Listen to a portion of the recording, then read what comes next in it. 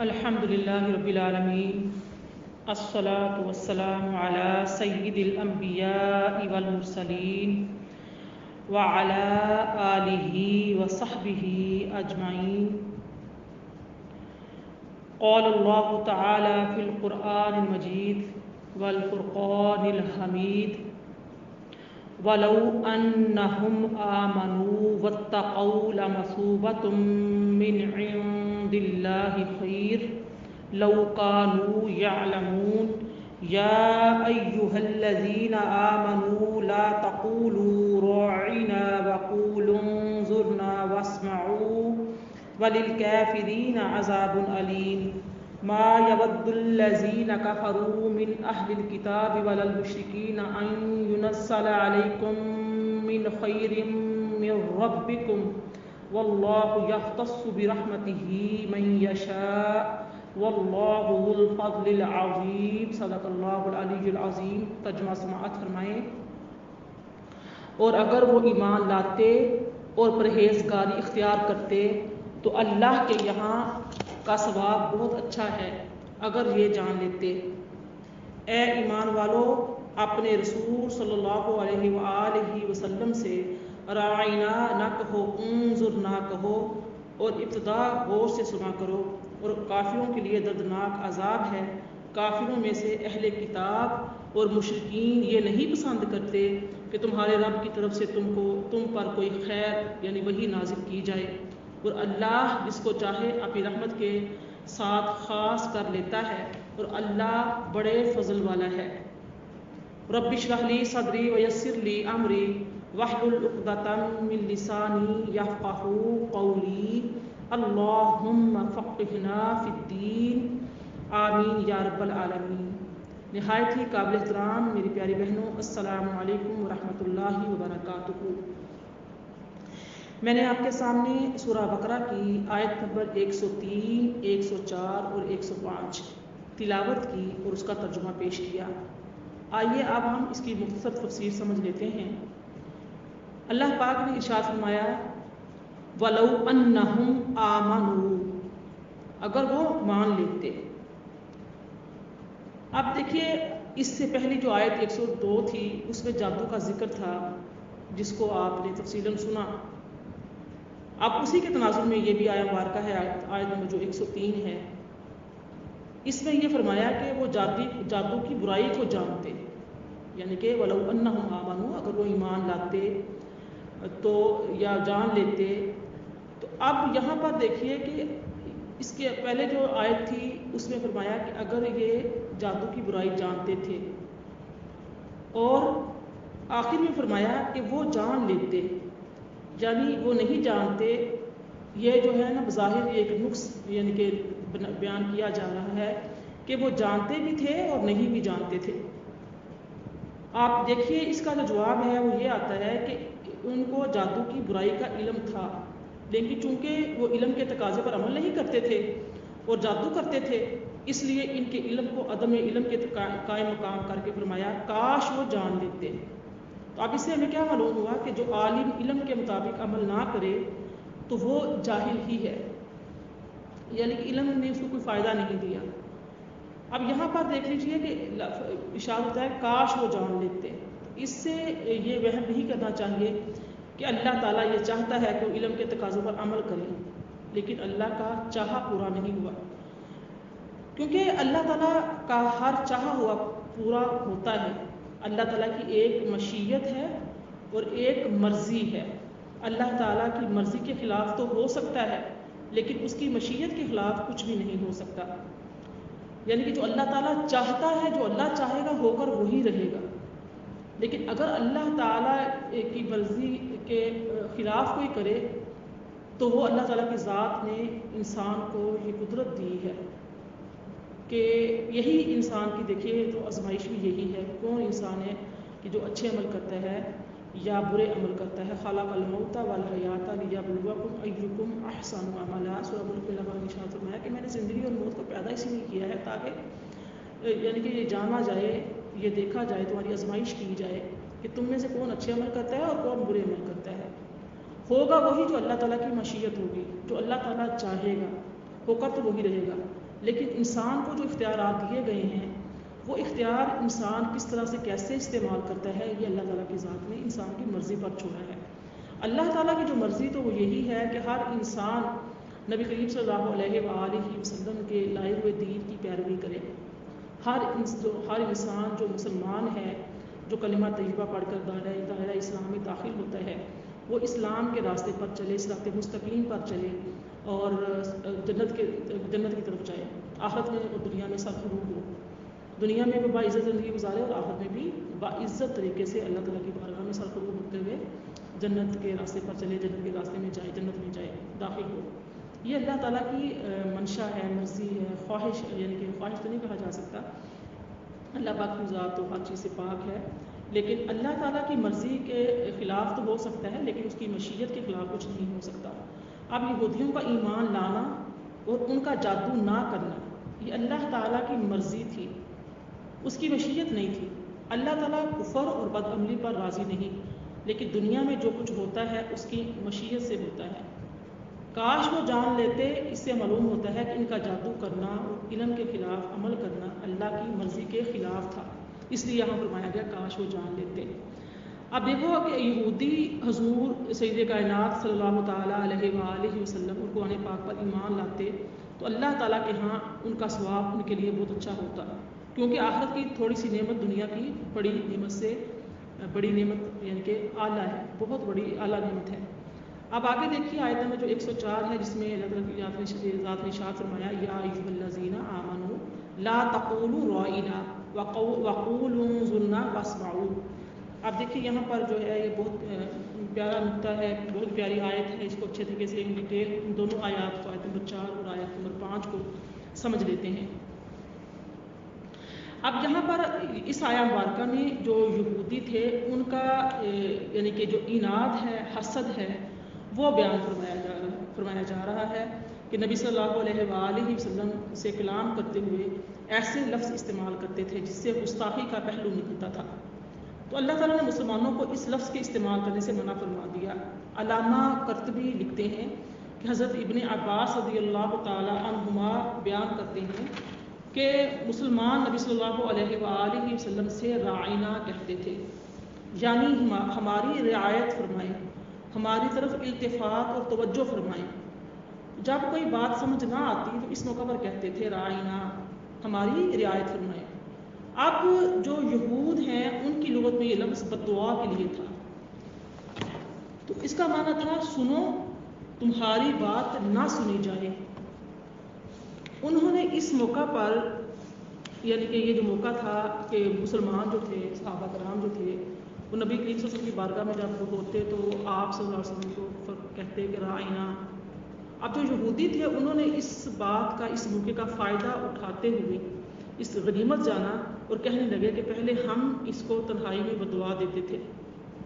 یعنی کہ یہ کہتے تھے نا، یہودی جو کہتے تھے رائنا، تو ان کے ٹرم میں یہ تھا کہ آپ سنو تمہاری بات ہی نہ سنی جائے، یہ بددعا تھی۔ تو اب جو یہودی تھے انہوں نے کہا کہ یہ تو پہلے تو ہم تنہائی میں پیٹھ پیچھے نبی صلی اللہ علیہ وسلم کے لیے یہ بات کہا کرتے تھے، آپ تو دیکھو کیسا ہوا کہ آپ تو ان کی مجلس میں بھی جو ہے نا یہی بات کہی جانے لگی ہے۔ اب یہاں پہ چونکہ حضرت سعد بن معاذ رضی اللہ تعالی عنہ کو یہود کی لغت کا علم تھا، تو انہوں نے جب ان سے یہ لفظ سنا تو انہوں نے کہا تم پر اللہ کی لعنت ہو، اگر میں نے آئندہ تم کو نبی صلی اللہ علیہ وآلہ وسلم سے یہ لفظ کہتے ہوئے سنا تو میں تمہاری گردن اڑا دوں گا۔ یہود نے کہا کیا تم لوگ یہ لفظ نہیں کہتے؟ اس موقع پر پھر یہ آیت مبارکہ نازل ہوئی اور مسلمانوں سے کہا گیا کہ جب کوئی بات سمجھ میں نہ آئے تو رائنا نہ کہو بلکہ انظر نہ کہو، کیونکہ مسلمان جب آقا کے رسول کی بارگاہ میں ہوتے تھے صحابہ کرام تو وہ تو رائنا اس لیے کہتے تھے کہ یا رسول اللہ وسلم یعنی کہ رعایت فرمائیں، توجہ فرمائیں کہ ہمیں یہ بات جو آپ ارشاد فرما رہے ہیں تو ہمیں سمجھ نہیں آئی، تو ہم نے سمجھنے کا تھوڑا سی رعایت دیں یا دوبارہ اس بات کو دہرا دیں، ان کا یہ ہوتا تھا۔ لیکن چونکہ یہودی جو تھے وہ بددعا کے لیے اس کو استعمال کرتے تھے، اللہ تعالیٰ کی ذات نے فوراً یہ آیہ مبارکہ نازل فرمائی اور آپ اللہ تعالیٰ نے یہ ارشاد فرما دیا، مسلمانوں سے یہ کہہ دیا کہ رائنا نہیں کہنا بلکہ کہنا ہے انظرنا، ہم پر نظر رحمت اور مہربانی فرمائیں، تاکہ یہود کو یہ موقع ہی نہ ملے اور وہ صحیح لفظ کو غلط معنی میں استعمال کریں پہلے ہی نبی صلی اللہ علیہ وآلہ وسلم کی بات کو غور سے سن لیا کرو تاکہ یہ نوبت ہی نہ آئے. یعنی کہ نبی کریم صلی اللہ علیہ وسلم کی بارگاہ میں جب آپ بیٹھو تو آپ سے ان کی بات کو بڑے غور سے سنو تاکہ یہ جو یہود و نصارہ ہیں، جو کفار ہیں، مشرکین ہیں، ان کو موقع ہی نہ ملے کوئی بات کرنے کا. اس لیے صحابہ کرام رضی اللہ تعالیٰ عنہ جب نبی صلی اللہ علیہ وسلم کی بارگاہ میں بیٹھتے تھے تو اتنا ادب کا تقاضا یہ ہوتا تھا کہ ایسا لگتا تھا جیسے سروں پہ پرندے بیٹھے ہوئے ہیں، سر ہلکا سا ہلایا تو پرندے اڑ جائیں گے. یعنی کہ اتنا ادب و سر جھکائے بیٹھے ہوتے تھے، اور بالکل مجال ہے کوئی دم بھی مارے، کوئی آقا کریم صلی اللہ علیہ وسلم کی بارگاہ میں نظریں اٹھا کر بھی دیکھ لے، کوئی گستاخی کوئی بے ادبی کا پہلو نہیں پایا جاتا تھا. تو یہاں پہ فرمایا جا رہا ہے کہ رائنا نہ کہا کریں، میرے نبی بارگاہ میں جب حاضر ہوں تو ان سے نہ کہا کریں، ہم پر نظر کرم فرمائیں، مہربانی فرمائیں. تو اسی کا جو آیا مبارکہ ہے، اسی کا اس کی ایک اور جو دلیل ہے ہمیں سورہ نساء کی آیت نمبر 46 میں ملتی ہے. اس میں اللہ تعالیٰ نے ذاتی شاہ فرمایا ہے کہ من الذین ہادوا یحرفون الکلم عن مواضعہ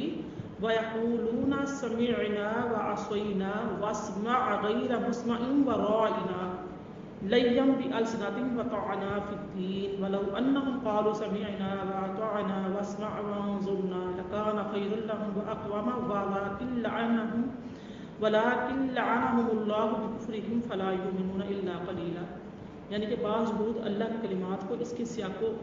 اور سباق سے بدل دیتے ہیں اور کہتے ہیں ہم نے سنا اور نافرمانی کی، اور آپ سے کہتے ہیں سنیے حالانکہ آپ کی بات نہ سنی گئی ہو، اور دین میں تان کرنے کے لیے اپنی زبانوں کو موڑ کر رائنا کہتے ہیں. اور اگر وہ یہ کہتے ہیں کہ ہم نے سنا اور ہم نے اطاعت کی اور آپ ہماری بات سنیں اور ہم پر نظر کرم فرمائیں، تو یہ ان کے لیے ان کے حق میں بہت اچھا ہے اور بہت درست ہوتا. لیکن اللہ نے ان کے کفر کی وجہ سے ان پر لعنت فرما دی، تو صرف قلیل لوگ ایمان لائیں گے. اب دیکھ لیجئے کہ یہ سورہ نساء کی میں نے آپ کے سامنے آیت تلاوت کی، ترجمہ بھی پیش کیا. تو اس کے تناظر میں امام ابن جریر نے ابن زید سے روایت کیا ہے کہ وہ زبان موڑ کر رائنا کی جگہ راعن کہتے، اور راعن کے معنی جو ہیں وہ خطا ہیں. تو اس لفظ میں تحریف کر کے آپ کو خطا کرنے والا کہتے ہیں، نعوذ باللہ من ذالک، کہ خطا کرنے والا. تو اللہ تعالیٰ نے ان پر لعنت فرمائی، اس کا سد باب کرنے کے لیے مسلمانوں کو رائنا کہنے سے منع فرما دیا. اور اس آیا مبارکہ سے ہمیں یہ بھی معلوم ہوا کہ اگر کسی صحیح کام سے کسی بڑی برائی کا راستہ نکلتا ہو، اس بڑی برائی کے سد باب کے لیے اس سے صحیح کام کو بھی ترک کر دیا جائے گا. آپ دیکھ لیجئے کہ اللہ تعالیٰ کی ذات نے یہ سورہ الانعام میں آیت نمبر 108 میں فرمایا وَلَا تَسُبُّوا الَّذِينَ يَدْعُونَ مِن دُونِ اللَّهِ وَيَسُبُّوا اللَّهَ عَدْوًا بِغَيْرِ عِلْمٍ. اور تم مشرکین کے معبودوں کو برا نہ کہو ورنہ وہ عداوت اور جہالت سے اللہ کو برا کہیں گے. یعنی کہ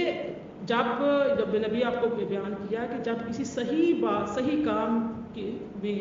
صحیح بات میں بھی خدا نہ خواستہ برائی کا راستہ نکلتا ہو، اس صحیح کام کو بھی چھوڑ دینا چاہیے. آپ دیکھیے کہ اگر ہم جو کفار ہیں، مشرکین ہیں، ان کے خداؤں کو، جو ان کے بت ہیں جن کی وہ پوجا کرتے ہیں، اگر ہم ان کو برا بلا کہیں تو ہم کہہ سکتے ہیں، ہماری اس پہ کوئی پکڑ نہیں ہے. لیکن اللہ تعالیٰ کی ذات نے منع فرما دیا کہ بدلے میں وہ تمہارے خدا نہ خاصہ تمہارے رب کو، تمہارے معبود کو وہ برا بلا کہیں گے. تو صحیح بات میں اگر غلط رستہ نکلتا ہو تو یہاں پر اس بات کی قید لگا دی گئی، منع فرما دیا گیا. اس طرح سے جو شخص نبی کریم صلی اللہ علیہ وآلہ وسلم کو گالی دے گا تو اس کی توبہ جو ہے وہ قبول نہیں کی جائے گی. اس میں امام مالک کا مشہور مذہب یہ ہے اور امام احمد بن حنبل کا مشہور مذہب بھی یہی ہے. اور ایک روایت میں یہ بھی ہے کہ اس کی توبہ قبول کر لی جائے گی، لہٰذا اس کا مذہب امام مالک کی طرح ہے. امام ابو حنیفہ اور امام شافعی کا مذہب یہ ہے کہ اس کا حکم مرتد کی طرح ہے، اور یہ بات معلوم ہے کہ مرتد کی توبہ قبول کی جاتی ہے. تو یہ سارا کہ جب نبی صلی اللہ علیہ وآلہ وسلم کو گالی دینے والے کا یہ حکم ہے تو حضرت ابو بکر اور عمر رضی اللہ تعالیٰ عنہما یا ان میں سے کسی ایک کو گالی دینے والے کا حکم بطریق اولا یہی ہوگا، اس کی توبہ جو ہے نا وہ توبہ قبول کر لی جائے گی. تو آپ یہ دیکھ لیجئے کہ یہ مذہب شفافی کا ہے، سب اس بات پر متفق ہیں کہ نبی کریم صلی اللہ علیہ وآلہ وسلم کی شان میں گستاخی کرے، کوئی بات کہے، قصداً گالی یعنی کہ دے، یا آپ کی اس کا ارادہ گالی نہ بھی دینے کا ہو یا آپ کی توہین کا اور نہ وہ اس کے اعتقاد کرتا ہو، لیکن نبی صلی اللہ علیہ وسلم کی شان میں ایسا خفیہ کلمہ کہے جس میں لعنت ہو یا گالی ہو یا آپ کی تکذیب ہو یا آپ کی طرف کسی ایسی چیز کی اضافت کرے جو ناجائز ہو، یا اس چیز کی نفی کرے جو آپ کے لیے واجب ہو، یا وہ بات کہے جو آپ کے حق میں نقص ہو، یا آپ کی طرف گناہ کبیرہ کی نسبت کرے، یا تبلیغ رسالت میں مداحنت کی نسبت کرے، یا آپ کی مرتبہ اور شرف نسب یا آپ کی علم کی عظمت اور آپ کے ذہب میں کمی کرے، یا آپ کے جو اوصاف مشہور اور متواتر ہیں ان کی تکذیب کرے، یا نبی صلی اللہ علیہ وسلم کی شان میں کوئی نازیبا بات کہے جو از قسم گالی ہو، اگرچہ اس کے حال سے یہ ظاہر ہو کہ وہ آپ کی توہین کا قصد نہیں کرتا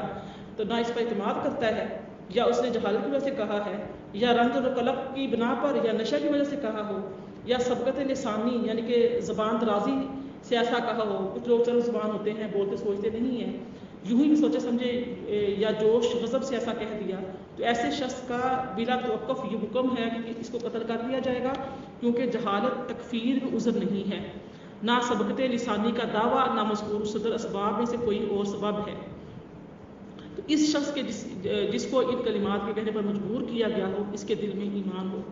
اس طرح سے جو قاضی ایاز رحمۃ اللہ علیہ بھی فرماتے ہیں کہ جس شخص نے نبی صلی اللہ علیہ وسلم کی ذات یا آپ کی صفات مثلا کمال علم یا کمال قدرت کے متعلق کوئی نازیبا بات کہی، خواہ اس کا قصد اور نیت توہین نہ ہو اور نہ وہ اس کے اعتقاد رکھتا ہو بلکہ آپ کے کمالات کے قائل ہو، پھر بھی اس نازیبا بات کی وجہ سے وہ کافر ہو جائے گا اور اس کو قتل کرنا واجب ہے۔ اور یہی قول جو ہے ملا علی قاری حنفی اور علامہ شہاب الدین خفاجی حنفی نے بھی اس عبارت کو یعنی کہ مقرر کیا ہے اور اس بات پر ان کا یقین ہے۔ پیاری بہنوں، نبی کریم صلی اللہ علیہ وآلہ وسلم کی یعنی کہ شان میں گستاخی، بے ادبی، آپ صلی اللہ علیہ وآلہ وسلم کی صفات، آپ کے کمالات، آپ کو جو نبوت، آپ کو جو معجزات عطا کیے گئے اس پر بات کرنا، بحث کرنا، یہ جاہلوں کا طریقہ ہے، اور فریہ کلمات بھی صادر آتے ہیں اور بعض کا قتل کا بھی حکم صادر ہوتا ہے۔ تو لہٰذا آقا کریم علیہ السلام کی بارگاہ میں ہمیں ہمیشہ سرنگوں رہنا چاہیے، با ادب رہنا چاہیے، کسی ایسی بحث مباحثہ کا حصہ نہیں بننا چاہیے جیسا کہ عام طور پر اب دیکھا گیا ہے۔ جب نبی صلی اللہ علیہ وسلم کی ولادت باسعادت کا موقع آتا ہے، لوگ کس طریقے سے بے باکانہ ایسی بحثوں میں حصہ لیتے ہیں اور ایسی پوسٹیں شیئر کرتے ہیں۔ اس طریقے سے آپ صلی اللہ علیہ وسلم کی جب معراج النبی صلی اللہ علیہ وسلم کا موقع آتا ہے، اس پہ اللہ تعالیٰ کو دیکھا نہیں دیکھا، اس طرح کی بحث مباحثہ کرتے ہوئے آپ صلی اللہ علیہ وسلم کے نور ہونے پر، بشر ہونے پر بحث مباحثہ، یہ تمام یہ گستاخیاں، یہ بے ادبیاں جانے انجانے میں ہم کر لیتے ہیں، لا علمی میں۔ تو ہمیں اس سے پرہیز کرنا چاہیے، ایسی مجالس میں، ایسی محافل میں، ایسی جگہوں پر نہیں جانا چاہیے، ایسی بحث کا حصہ ہی نہیں بننا چاہیے جس میں یہ گستاخی اور بے ادبی کا پہلو نکلتا ہو۔ اللہ تعالیٰ کی ذات سے دعا ہے کہ اللہ تعالیٰ کی ذات ہمیں نبی کریم صلی اللہ علیہ وسلم کا با ادب رہنے کی توفیق میں سچا عاشق رسول بنائے اور نبی کریم صلی اللہ علیہ وآلہ وسلم کی اتباع ہمیں نصیب فرمائے۔ آمین وما علیہ الا